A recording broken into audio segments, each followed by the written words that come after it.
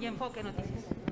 Gracias, senador. Oiga, preguntarle exactamente, digamos, si nos diera 4 o 5 puntos muy centrales que contemplan esta reforma. Sé que es una cosa muy amplia, que tiene que ver incluso hasta con universidades Patito, por ejemplo, y cosas de esa naturaleza, pero si nos da más o menos un panorama muy general de cuáles serían, digamos, las bondades de esta reforma. ¿Cómo se llama? Gerardo Cedillo. Gerardo. Muchas gracias. Gracias por interesarse del tema. Miren, como vieron, presentaron una iniciativa apoyada por todos los grupos parlamentarios, tanto del Senado, no lo había hecho Acción Nacional, pero ya lo hizo ahorita. Se incluyó con mínimas diferencias que puede haber entre los grupos parlamentarios, pero es algo que estamos trabajando con mucho consenso, con mucha idea de consenso. Lo asignaron también todos los grupos parlamentarios de diputados. Hemos trabajado desde el 22 de enero para acá. Lo hemos hecho algunas veces antes de la pandemia en reuniones presenciales. Lo hemos hecho a través de la vía virtual y esencialmente se trata primero de cumplir con un compromiso constitucional. Es que debemos de tener esta ley aprobada en el 2020. Y dirán, ¿qué tanto apuro? Todavía falta. Sí, solo que después de esta va a venir la discusión de la ley de ciencia, tecnología e innovación, que son las dos leyes que mandata el transitorio sexto del decreto constitucional en materia educativa del 15 de mayo del 2019. ¿Cuáles son los temas esenciales? Uno es garantizar normativamente el derecho a la educación superior a través de 3 subsistemas, es decir, regula 3 subsistemas: el universitario, público y privado, el tecnológico y politécnico y el subsistema normal e instituciones formadoras de docentes, de recursos para la docencia. Esos 3 subsistemas, a través de esos 3 subsistemas, el Estado se compromete a la obligatoriedad y a la gratuidad de la educación en las instituciones públicas sostenidas por el Estado. Y, obvio, también están las instituciones privadas que funcionan con el recurso privado, que es el de los padres de familia, etcétera. Toda la educación en este país es pública, es abierta, está a la vista de todos. Lo que ocurre es que se diferencia por lo que es el financiamiento entre públicas y privadas. Luego, ¿qué otro tema importante es? Bueno, ver lo relativo a la autonomía universitaria, que hay una serie de instituciones, particularmente universidades, que son autónomas por ley. Y el artículo 3º, en su fracción séptima, establece el respeto propiamente dicho a esa autonomía. Y ese es el paraguas, a partir de ese es que se inscribe cualquier letra que hable en leyes secundarias. Si esta es una ley secundaria, debe ser en estricto apego al artículo 3º en su fracción séptima. Por lo tanto, le llamamos nosotros respeto a la autonomía universitaria. Está consagrado también en esta ley. ¿Qué otro tema? El tema de la concurrencia de responsabilidades. La autoridad federal, la autoridad local y las atribuciones exclusivas que tiene cada subsistema federal y local. Se va a crear un Consejo Nacional para la coordinación entre los subsistemas y se llama Consejo Nacional de Coordinación en la Educación Superior. Hablamos del financiamiento, que es justamente de acuerdo con la fracción décima del 3º constitucional, habla de la responsabilidad que existe entre los 3 niveles. Este es el federalismo propiamente dicho, lo que dije anteriormente de las atribuciones locales y federales y el tema del financiamiento. la concurrencia para financiar. Ahí solo para financiar excluimos a los municipios porque si bien ellos tienen una responsabilidad constitucional para la educación superior, lo cierto es que no hay capacidad para que financien. Entonces la responsabilidad más bien cae en la federación y los estados. Vemos el tema de la evaluación, que es un tema polémico. Acuérdense ustedes de la reforma educativa anterior y la que hicimos nosotros en 2019. Y aquí lo que la ley plantea es convocar para diseñar un modelo de evaluación para la educación superior a partir de determinar los criterios que deben de observar los organismos evaluadores. Estos son básicamente los temas. El otro tema es el que tú me comentabas, lo relativo a ciencia y tecnología. ¿Por qué se vincula la educación superior con ciencia y tecnología? Pues porque en la educación superior se forma a los investigadores, particularmente desde maestría y doctorado, pero nosotros aquí estamos planteando que el doctorado tenga un perfil de egreso que sea investigador por excelencia. Entonces, ese vínculo debe de existir entre la ciencia y tecnología y las instituciones de educación superior, pero no solo por eso. Un gran porcentaje de la investigación en este país se hace en las universidades, en el Politécnico, etcétera. Entonces, estos son los temas. Se regula, por cierto, qué bueno que lo insiste, que no lo contesté, se regulan los criterios para que no cualquiera pueda denominarse universidad. Se regula este concepto. Está muy presente la idea. Hemos discutido con los organismos que representan a las instituciones privadas que ofrecen la educación superior y va a regularse en esta ley el cómo se accede, que son los llamados REBOES, a impartir la educación superior. ¿Qué obligación tiene el privado que la imparte? Pues es otorgar un porcentaje de beca y además debe de garantizar los estándares de calidad para efecto de que se denominen o puedan tener acceso a la autorización para impartir educación superior. También está contenido aquí. ¿Hay sanciones en caso de que no proceda? Bueno, la sanción ¿cuál es? O no te doy el REBOE si no me garantizas que en efecto te has constituido en una institución con los méritos académicos suficientes, o si tienes el REBOE, te lo retiro porque la Constitución en el artículo 3 dice que el Estado es el que otorga la autorización, es el que la retira y es el que la puede volver a dar. Entonces, la sanción es esa.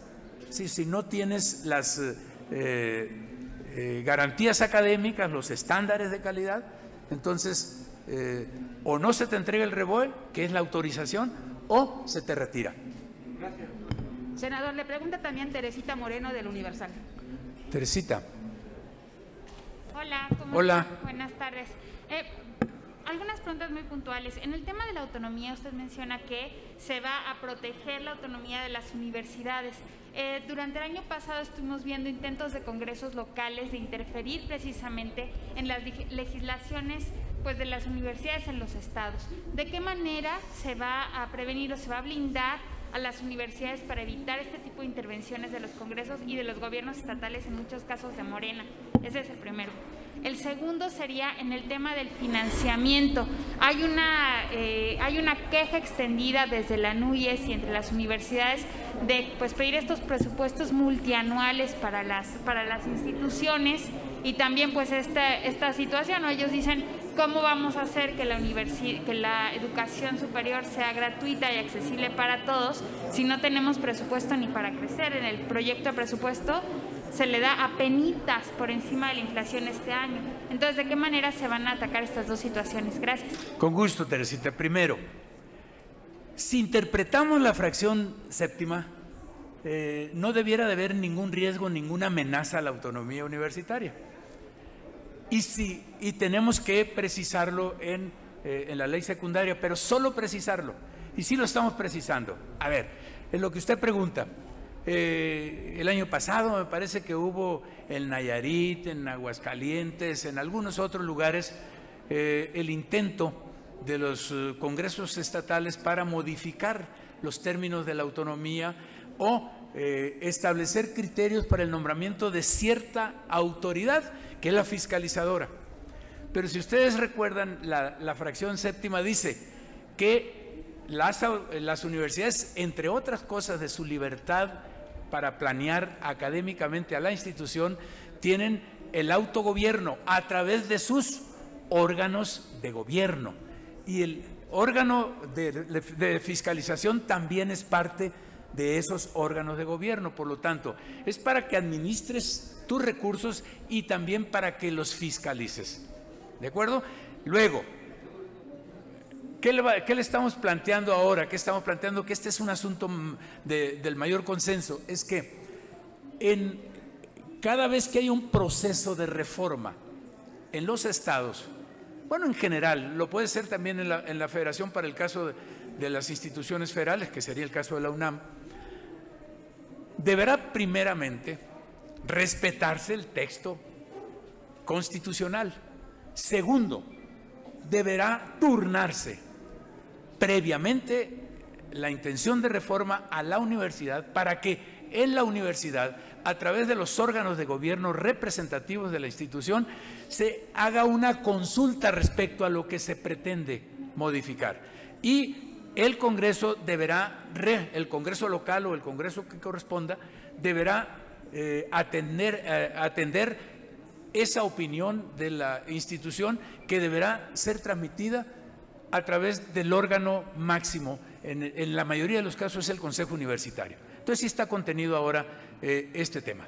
De esta manera entonces quedaría blindado el tema del tema de la autonomía tanto para los congresos estatales, en el caso de las universidades de presupuesto estatal, tanto como en las federales. O sea, ¿queda blindada ya? Sí. Les digo una cosa. ¿Quién otorga la autonomía? Lo hacen a través de una ley. Lo otorga el Congreso. El que otorga también puede quitarla. Lo que nosotros estamos partiendo de la idea que nadie se va a exponer políticamente o a intentar quitar la autonomía. Y si la pretende vulnerar, para eso estamos planteando este mecanismo que le comenté.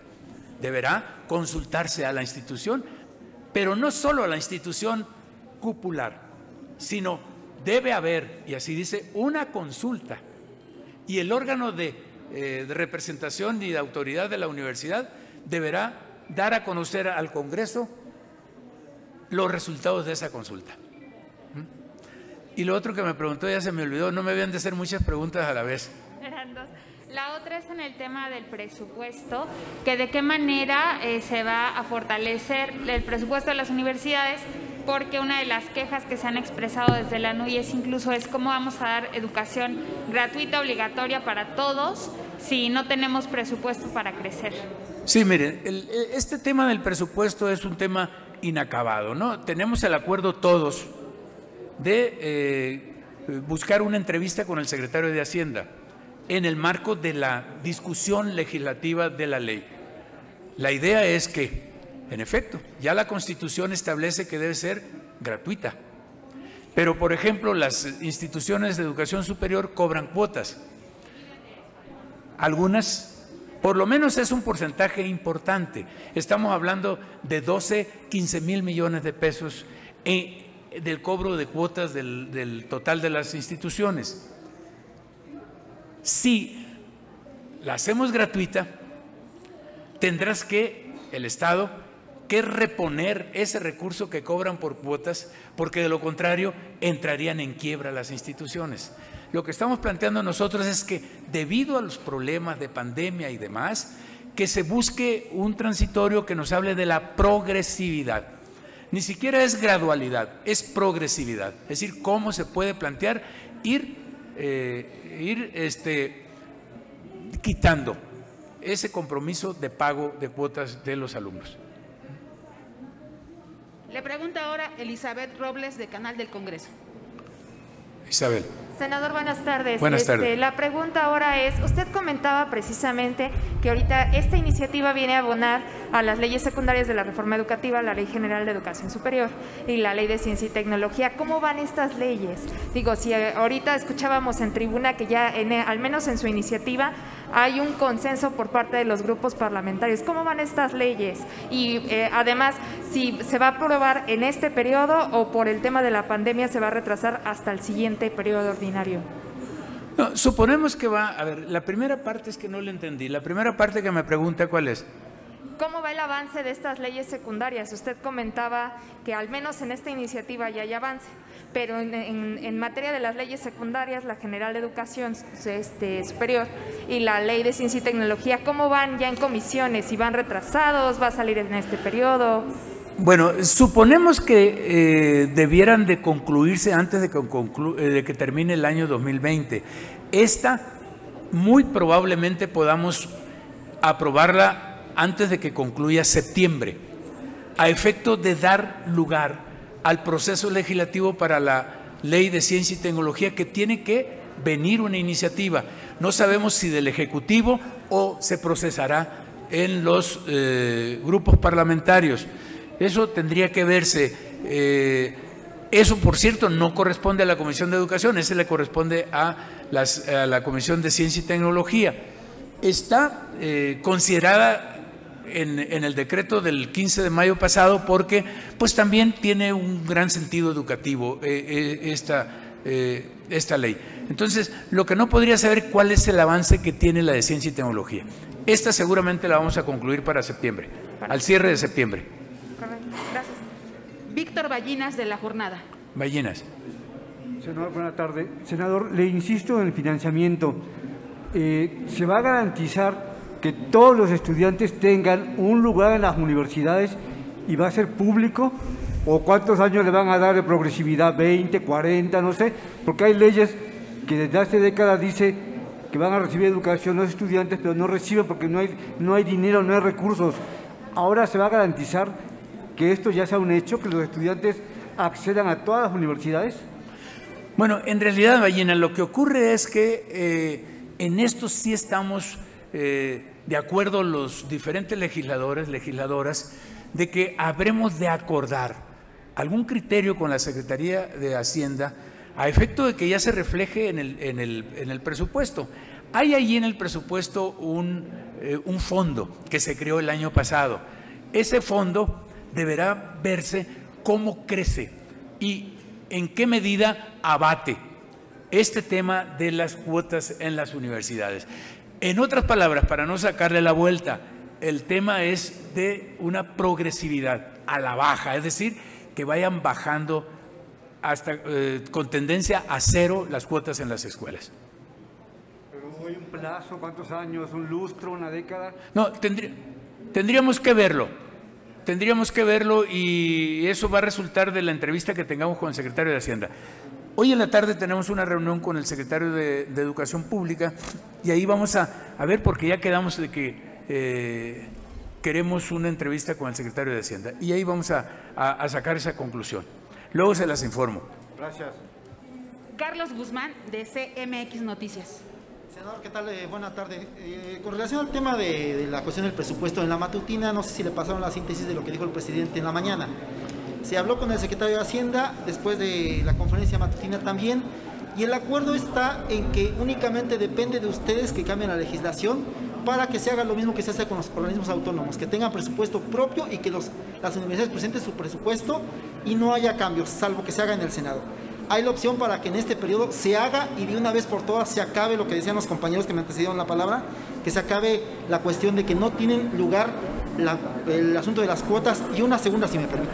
Qué bueno que me lo dices, Carlos. Yo he estado aquí, no me di cuenta de esto, pero ahorita lo vamos a ver con el secretario de Educación, si él ya lo tiene presente. Secretario de Hacienda, que hoy presentó el paquete económico en Palacio. Sí, porque eso nos resuelve muchos problemas.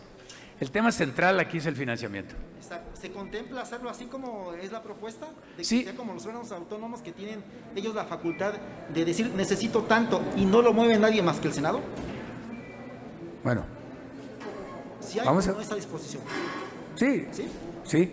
Y la segunda, como usted como presidente de la Comisión de Educación, hace algunos días se dio un escándalo por la cuestión de los títulos honoris causa. Sé que no le toca directamente a, pero habría la forma de que le pudieran meter la mano a ese tipo de títulos que ahorita pues son patito y finalmente denigran a los que luchan por un título de doctorado en una universidad seria. Gracias. Sí, definitivamente aquí sí está regulado esto, Carlos. Esto sí lo vamos a regular porque tú tienes mucha razón. Hay quienes hacen un doctorado en 3 o 4 años, dependiendo. Hay quienes hacen un doctorado, por ejemplo, yo hice mi doctorado después de haber hecho mi maestría, estar graduado de maestría y luego hice mi doctorado. Hay quienes pueden entrar y lo ofrece la UNAM y demás, con mucho rigor académico, y te lo ofrecen en universidades europeas, en España en particular, de licenciatura directamente al doctorado. Pero hay criterios académicos que te garantizan que vas a tener un doctorado con mucho rigor. Y hay quienes, en las llamadas universidades patito, en 6 meses o en un año, pagan 30,000 pesos, como sucedió hace unos días. Entonces, ese sí está regulado y incluso estamos definiendo cuál debe ser el perfil de la especialidad de la maestría y del doctorado. En eso sí lo estamos considerando ahora, ¿no? Finalmente, para una precisión para Teresita Moreno del Universal. Sí, Teresita. Otra vez. Oiga, le quería preguntar, ¿qué pasó con la promesa que había hecho, de qué manera se va a incorporar a esta iniciativa la promesa que había hecho el presidente en el tema de que se iban a eliminar los exámenes de admisión para las universidades? ¿Quedará contemplado o de qué manera se aborda en esta iniciativa? Que se iba a legislar. Dígamelo de nuevo, por favor, Teresita. Ya ve que en campaña el presidente Andrés Manuel López Obrador prometió que se iban a eliminar los exámenes de admisión para las universidades, además de que la educación superior iba a ser pública y gratuita para no excluir a nadie. Entonces me pregunto si en esta iniciativa se aborda esta promesa que hizo el presidente o si queda fuera. Bueno, ese asunto está resuelto, Teresita, ¿eh? Desde la reforma constitucional, en la fracción 10ª, al concluir, dice que la admisión considerará los criterios de las instituciones de educación a donde quieras inscribirte. ¿Y cuáles son los criterios? Un criterio puede ser el examen. Ya está considerado, no lo toca, bueno, sí lo tocamos, lo refrendamos en la ley, exactamente lo que dice en la Constitución, lo retomamos y lo metemos para el caso del acceso a las instituciones de educación superior. Deberán cumplir con los requisitos que cada institución establece. No tenemos más preguntas. Muchas gracias. Gracias a usted. Muy buenas tardes.